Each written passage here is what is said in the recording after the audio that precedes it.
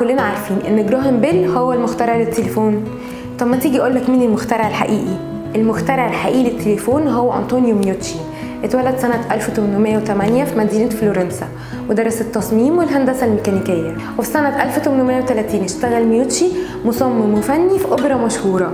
وقتها ابتكر جهاز اتصال صوتي يقدروا يتواصلوا بيه من المسرح لغرفة التحكم زي اللي كانوا بيستخدموها في السفن زمان. بعدها سافر ميوتشي لكوبا واشتغل مصمم ديكور لمسرح هافانا الكبير، وهنا ظهرت موهبته في الاختراع والتطوير، زي انه صمم نظام لتنقية المية وطريقة لعلاج الأمراض بالصدمات الكهربائية. ووقتها اكتشف ان الأصوات ممكن تتنقل عن طريق الأسلاك النحاسية، وده اللي خلاه ياخد أول قرار وصمم أول تليفون في بيته علشان يقدر يتواصل مع مراته المريضة ويطمن عليها. ده غير انه اخترع أكتر من 30 نسخة للتليفون بعد تعديلات كتيرة، بس ما كانش معاه فلوس يطور من اختراعاته. انتشر الخبر وقرر الرسام نسترو انه يرسم طابع بريدي ليه.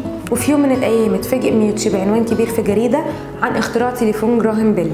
بعدها ميوتشي رفع دعوى في المحكمة، واخيرا في سنة 1887 اصدرت المحكمة العليا ان براءة الاختراع من حق ميوتشي. قول لنا بقى، كنت تعرف ان جراهام بيل مش هو المخترع الحقيقي للتليفون؟